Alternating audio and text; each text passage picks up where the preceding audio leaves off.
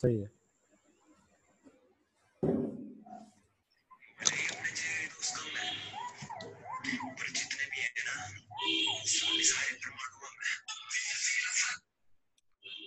आज की क्लास शुरू की जाए। Yes sir. चलिए, आज दिनांक 23 जुलाई सन 2020, कक्षा 7 संस्कृत भाग 2 रुचिरा का 8वां अध्याय, जिसका नाम है त्रिवर्ण ध्वज। त्रिवर्ण मतलब 3 रंग, ध्वज मतलब झंडा, कुल मिलाकर इसका अर्थ हुआ तिरंगा झंडा। हमारे राष्ट्रीय ध्वज में कुल कितने रंग होते हैं? 3 रंग हैं। ऊपर केसरिया, बीच में सफेद और नीचे हरा। तो इन्हीं 3 रंगों के बारे में आज हमें पढ़ना है, इस अध्याय के बारे में। इसका हम लोग विश्लेषण करेंगे, भावार्थ, व्याख्यार्थ सब करेंगे। तो अब मैं वाचन शुरू करता हूं और आप सबसे उम्मीद करता हूं कि आप लोग अपनी अपनी पुस्तक खोल के ध्यानपूर्वक देखेंगे। और उससे पहले एक आग्रह मैं सबसे कर रहा हूं कि आप सभी लोग अपना अपना माइक बटन म्यूट कर लें, नहीं तो यहाँ पे अध्यापन कार्य में बहुत परेशानी होती है। आप सभी लोग अपना अपना माइक बटन म्यूट कर लीजिए और मैं सबको बारी बारी से अवसर दूंगा कि आप लोग अपने अपने जो कंफ्यूजन है उसको आप लोग कंफर्म कर लीजिएगा, ठीक है? अभी भी कुछ लोग दिख रहे हैं जिनका माइक बटन म्यूट नहीं है।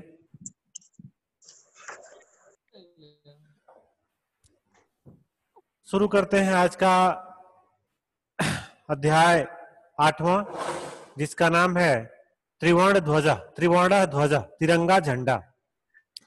जैसे कि आप लोग जानते हैं कि जब राष्ट्रीय पर्व होते हैं, चाहे 26 जनवरी हो, 15 अगस्त हो, 2 अक्टूबर हो, इन अवसरों पर हमारे देश का राष्ट्रीय ध्वज बड़े ही हर्षोल्लास और उत्साह के साथ फहराया जाता है।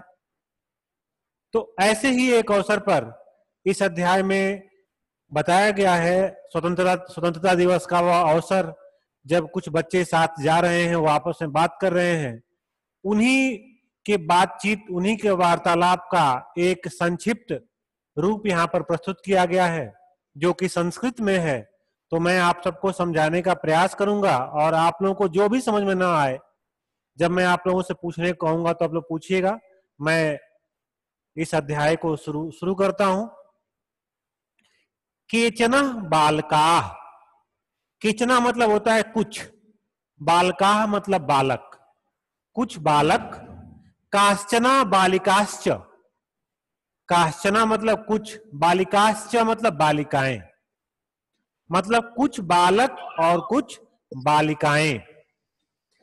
स्वतंत्रता दिवसस्य, स्वतंत्रता दिवस के ध्वजारोहण समारोहे, ध्वजारोहण मतलब जब फ्लैग होस्टिंग की जाती है, उस अवसर को संस्कृत में या हिंदी में ध्वजारोहण कहा जाता है। ध्वजारोहण के समय सोत्साहम, उत्साह पूर्वक गच्छन्तः, जा रहे हैं। Good morning sir.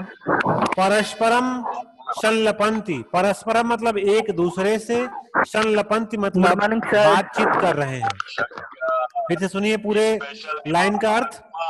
कुछ बालक और कुछ बालिकाएं स्वतंत्रता दिवस के अवसर पर जब झंडारोहण होने को होता है, उस अवसर पर वे बड़े ही उत्साह के साथ वहां पे जाते हैं और आपस में कुछ बातचीत भी करते हैं।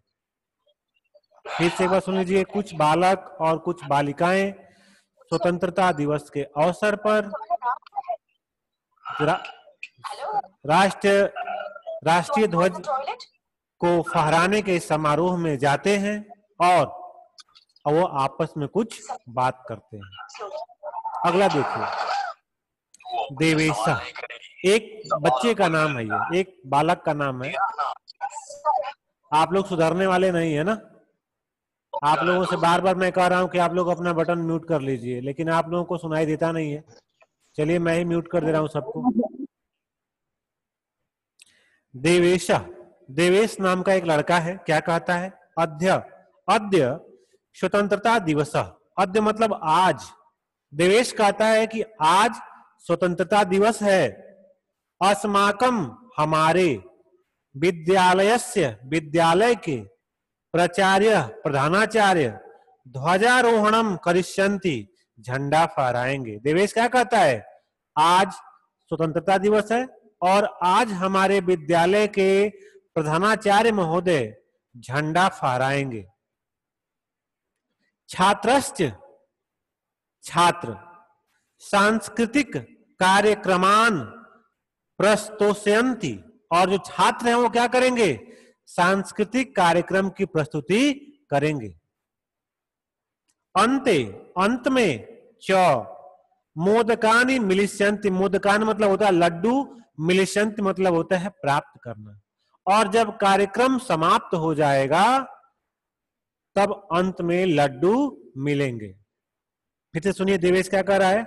आज स्वतंत्रता दिवस है, हमारे विद्यालय के प्रधानाचार्य महोदय आज झंडा फहराएंगे और छात्र जो हैं वो सांस्कृतिक कार्यक्रम प्रस्तुत करेंगे, और जब सभी कार्यक्रम समाप्त हो जाएंगे तब अंत में सबको लड्डू बांटे जाएंगे। इसके बाद दूसरा छात्र जिसका नाम डेविड है वो क्या कहता है? सुचे, सुचे भी, सुचि एक बालिका का नाम है, उससे क्या कहता है? सुचे जानासि त्वम, क्या तुम जानती हो? अस्माकं ध्वज कीदृशः। डेविड सुचि से कहता है, सुचि क्या तुमको पता है कि हमारा झंडा कैसा होता है? सुचि कहती है अस्माकं देशस्य ध्वजः त्रिवर्णः इति। तब सुचि कहती है कि हमारे देश का जो राष्ट्रीय ध्वज है वह 3 रंगों वाला है। सुचि कहती है डेविड से कि हमारे देश का जो राष्ट्रीय ध्वज है, जो नेशनल फ्लैग है, वह 3 रंगों वाला है। सलीमा, तब सलीम नाम का एक लड़का रुचि से पूछता है, रुचे अयम त्रिवर्ण कथम। तब सलीम पूछता है रुचि से, रुचि बताओ ये 3 रंग कौन कौन से हैं? यह 3 रंग कौन कौन से हैं? मेरी आवाज आप सब तक पहुंच रही है? हर्ष प्रताप, आवाज स्पष्ट पहुंच रही है सभी तक? समझ में आ रहा है जो पढ़ा रहे हैं? ओके। सलीम रुचि से पूछता है कि जो हमारे झंडे में, जो हमारे राष्ट्रीय ध्वज में जो 3 रंग लगे हुए हैं वो रंग कौन कौन से हैं? रुचि कहती है अस्मिन् ध्वजे त्रयः वर्णाः, हमारे झंडे में त्रयः 3 वर्णाः रंग है, बहुवचन है ना, इसलिए वर्णाः, एक होता तो वर्ण होता। रुचि कहती है कि हमारे राष्ट्रीय ध्वज में 3 रंग हैं, अतः त्रिवर्ण, इसलिए इसको तिरंगा कहा जाता है। हमारे राष्ट्रीय ध्वज में 3 रंग लगे हुए हैं इसलिए इसको तिरंगा कहा जाता है। किम त्वम एतेषां वर्णानां नामानि जानासि। अब वो पूछती है किम त्वम, क्या तुम, एतेषां इनके, वर्णानाम रंगों के, नामानि नाम, जानासि मतलब जानते हो, क्या तुम इन रंगों के नाम जानते हो? सलीम अरे हाँ, केसर वर्ण केसरिया रंग, श्वेत सफेद रंग, हरित हरा रंग, च एते त्रयः वर्णाः, केसरिया, सफेद और हरा, यही 3 रंग हैं जिनसे हमारा राष्ट्रीय ध्वज बना हुआ है। देवेश फिर कहता है अस्माकं ध्वजे एते त्रयः वर्णाः किम सूचयन्ति। एक एक कार्य देखिए, अस्माकं ध्वजे हमारे झंडे में, एते त्रयः ये 3, वर्णाः मतलब रंग, किम मतलब क्या, सूचयन्ति मतलब संदेश देते हैं। देवेश कहता है, देवेश पूछता है उनसे कि हमारे तिरंगे झंडे में ये जो 3 रंग लगे हुए हैं, ये 3 रंग हमें क्या संदेश देते हैं? तब सलीम कहता है सुनो, केसर वर्ण सौरस्य, सलीम कहता है कि जो केसरिया रंग है वह शौर्य वीरता का प्रतीक है। केसरिया रंग जो है वह शौर्य से अर्थात वीरता का प्रतीक है। श्वेत सत्यस्य, और सफेद रंग जो है वह सत्य का प्रतीक है। हरितश्च, और हरा रंग जो है समृद्धे सूचका संति, समृद्धि का प्रतीक है। सलीम क्या उत्तर देता है? सलीम कहता है कि जो सबसे ऊपर जो केसरिया रंग है वह वीरता का प्रतीक है, मध्य में जो सफेद रंग है वह सत्य और शांति का प्रतीक है, और जो सबसे नीचे हरा रंग लगा हुआ है वह समृद्धि का प्रतीक है। समझ में आ रहा है हर्ष प्रताप? आवाज स्पष्ट पहुंच रही है? अश्वनी शर्मा, समझ में आ रहा है? चलिए आगे देखिए। सुचि, सुचि नाम की एक लड़की है, वो क्या कहती है? किम एतेषाम वर्णानाम अन्यतपि महत्वम, क्या इन रंगों का अलग अलग महत्व भी है? सूची पूछती है अपने मित्रों से कि ये जो तीन रंग हैं, केसरिया, सफेद और हरा, इनका कुछ और भी महत्व है? तब क्या कहते हैं बच्चे, ध्यान से सुनिए। डेविड कहता है आम, आम मतलब होता है हाँ, आम, कथमम न, हाँ क्यों नहीं। डेविड कहता है, जब वो सूची पूछती है कि क्या इन तीन रंगों का और भी महत्व है, तब डेविड कहता है हाँ क्यों नहीं। क्या कहता है सुनिए। ध्वजस्य ऊपर स्थित, झंडे के ऊपर स्थित केसर वर्ण केसरिया रंग। झंडे के ऊपर केसरिया रंग होता है, तो वही डेविड कहता है कि झंडे के ऊपर स्थित केसरिया रंग त्यागस्य उत्साहस्य च सूचकः। वह क्या कहता है कि जो हमारे ध्वज के ऊपर केसरिया रंग लगा हुआ है वह त्याग का और बलिदान का प्रतीक है। वह कहता है कि त्याग, बलिदान और वीरता का प्रतीक है केसरिया रंग। मध्य स्थित श्वेत वर्ण, और बीच में जो सफेद रंग वर्णित है, लगा हुआ है, सात्विक ताया सुचिता च घोतका, और बीच में जो सफेद रंग लगा हुआ है वह सत्य, शांति और सुचिता का प्रतीक है। बीच में जो सफेद रंग लगा हुआ है वह सत्य, शोक, शांति और सुचिता का प्रतीक है। अधः नीचे स्थित, जो नीचे स्थित है, हरित वर्ण हरा रंग वसुंधराया सुषमाया उर्वरतायश्च घोतका, और जो नीचे हरा रंग स्थित है वह धरती पर व्याप्त हरियाली और सुंदरता का प्रतीक है।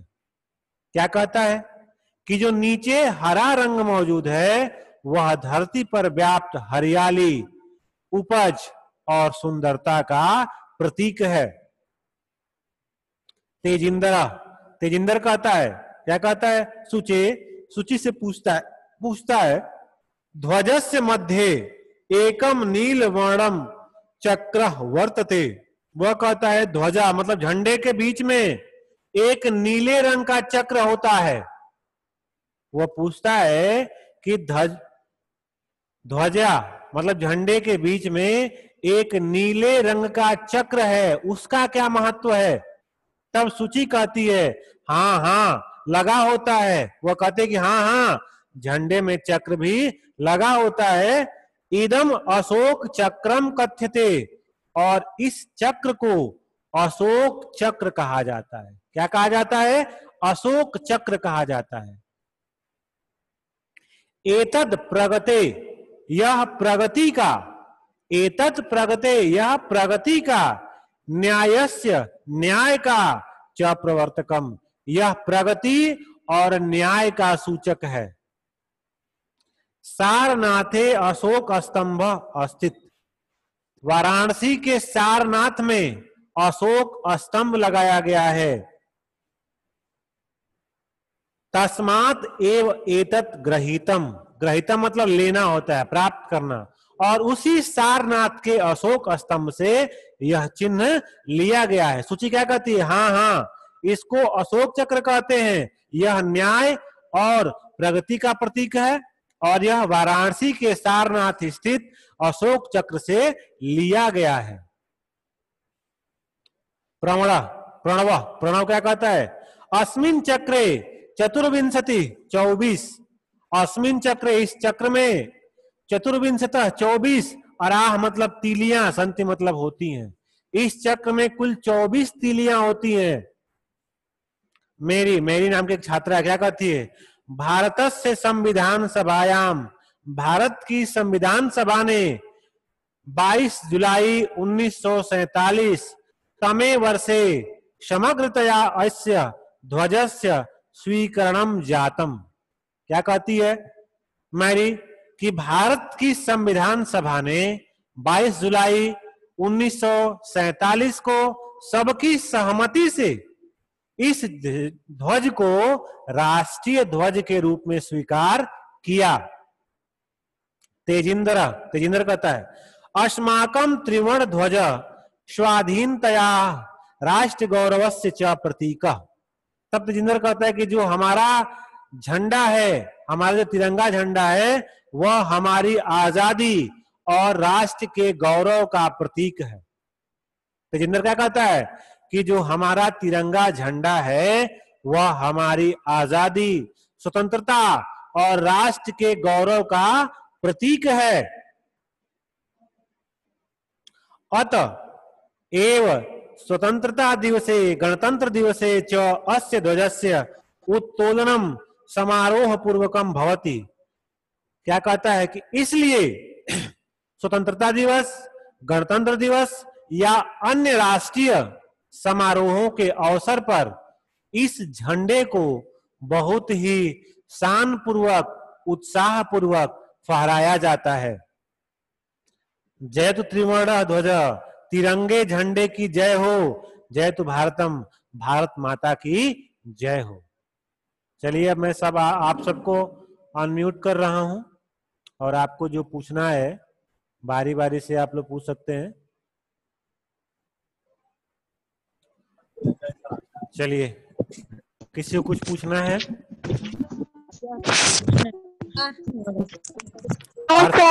हर्ष प्रताप,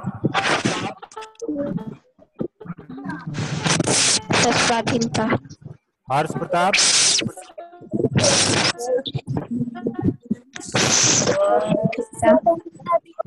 आपकी आवाज नहीं आ रही है। हर्ष प्रताप सिंह, जोर से बोलिए।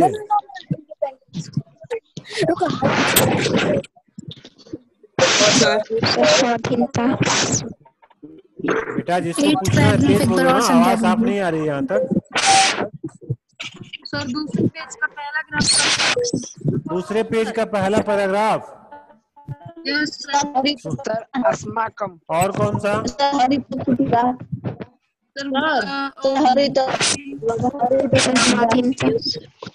चलिए सुनिए, दूसरा पेज का पहला पैराग्राफ ध्यान से सुनिए, आप सब ध्यान से सुनिए। हाँ सर ये दूसरा पेज का सर नीचे से 2 पैराग्राफ। चलिए ठीक है, हम दूसरे पेज का सारे पैराग्राफ आपको बता दे रहे हैं। ठीक है, सुनिए ध्यान से, कोई आवाज नहीं करेगा, कहीं से कोई आवाज आनी नहीं चाहिए। डेविड, हाँ, कथम न, क्यों नहीं। डेविड क्या कहता है? हाँ क्यों नहीं। ध्वजस्य ऊपर स्थित केसर वर्ण त्यागस्य उत्साहस्य च सूचक। क्या कहता है? कि ध्वजा, झंडे के ऊपर जो केसरिया रंग होता है वह त्याग और उत्साह का प्रतीक है। मध्य स्थित श्वेत वर्ण सात्विकताया सूचिताया च घोतक। और बीच में जो सफेद रंग है वह सत्य, शोक और सुचिता का प्रतीक है। सत्य, शोक और सुचिता का प्रतीक है। अध, नीचे स्थित, नीचे स्थित हरा रंग वसुंधराया सुषमाया उर्वरतायस्य घोतक। और नीचे स्थित जो हरा रंग है वह धरती की हरियाली और सुंदरता का प्रतीक है। तेजिंद्र कहता है शुचे ध्वजस्य मध्ये एकम नीलवर्ण चक्रम वर्तते। तब तेजिंद्र कहता है कि ध्वजा के बीच में, झंडे के बीच में एक नीले रंग का चक्र भी होता है। तब सूची कहती है आम आम हाँ हाँ इदम अशोक चक्रम कथ्यते। इस चक्र को अशोक चक्र कहा जाता है। एतत् प्रगते न्यायस च प्रवर्तकम। यह प्रगति और न्याय का सूचक है। सारनाथे अशोक स्तंभ स्थित। और यह कहाँ स्थित है? सारनाथ में जो अशोक स्तंभ स्थित है, तस्मात वहीं से, एवं मतलब इसको, एतत् गृहीतम लिया गया है। फिर से सुन लीजिए, सारनाथ में जो अशोक स्तंभ स्थित है वहीं से इस चिन्ह को लिया गया है। प्रणव अस्मिन् चक्रे चतुर्विंशति अराह सन्ति। इस चक्र में कुल 24 तीलियां होती हैं। मेरी भारत से संविधान सभायाम 22 जुलाई सन 1947 तमे वर्षे समग्रतया अस्य ध्वजस्य स्वीकरणम जातम। तब मैरी बताती है कि संविधान सभा के द्वारा 22 जुलाई 1947 को सभी लोगों की सहमति से इस झंडे को राष्ट्रीय ध्वज के रूप में स्वीकार किया गया। तेजिंद्र अस्माकम त्रिवर्ण ध्वज, हमारा तिरंगा झंडा, स्वाधीनतया आजादी का, राष्ट्र गौरव का च प्रतीक मतलब प्रतीक है। अतः एव स्वतंत्रता दिवसे गणतंत्र दिवसे च अस्य ध्वजस्य उत्तोलनम समारोह पूर्वकम भवति। इसलिए स्वतंत्रता दिवस के अवसर पर, गणतंत्र दिवस के अवसर पर और अन्य राष्ट्रीय पर्वों के अवसर पर इस झंडे को बहुत ही उत्साह पूर्वक फहराया जाता है। जय त्रिवर्ण ध्वज, तिरंगे झंडे की जय हो। जय तु भारतम, भारत की जय हो। अब समझ में आया सबको? Yes sir. और किसी को कोई कंफ्यूजन? सर संस्कृत की कॉपी बनाएंगे। Yes sir. कौन, किसने पूछा? ये नाम क्या आपका जो पूछा संस्कृत में कॉपी बनाएंगे? किसको जानना है? सर मुझे। मुझे कौन है? मुझे नाम क्या है? रोशनगिरी। है?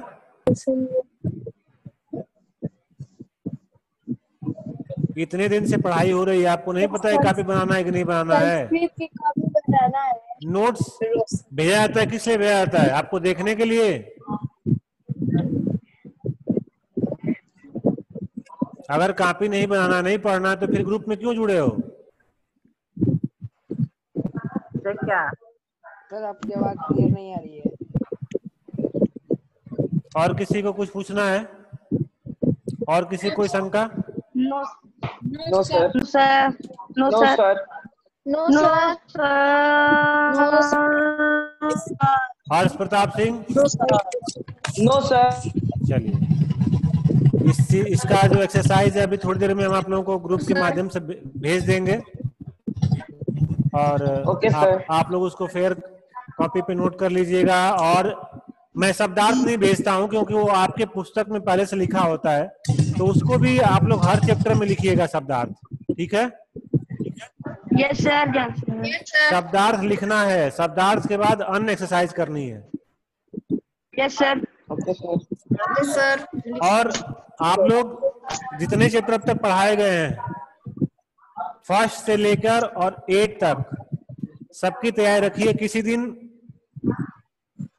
यहीं पे ड्यूरिंग द क्लास आपका टेस्ट हो जाएगा। ठीक है? मैं क्वेश्चन लिख दूंगा और आप सभी को वो हल करके फोटो भेजना होगा ग्रुप में, और फिर मैं चेक करूंगा। संस्कृत व्याकरण नहीं पढ़ाएंगे? कुछ तो पहले पढ़ा रहा हूं ना, उसको पढ़िए, वो भी पढ़ाएंगे। ठीक है?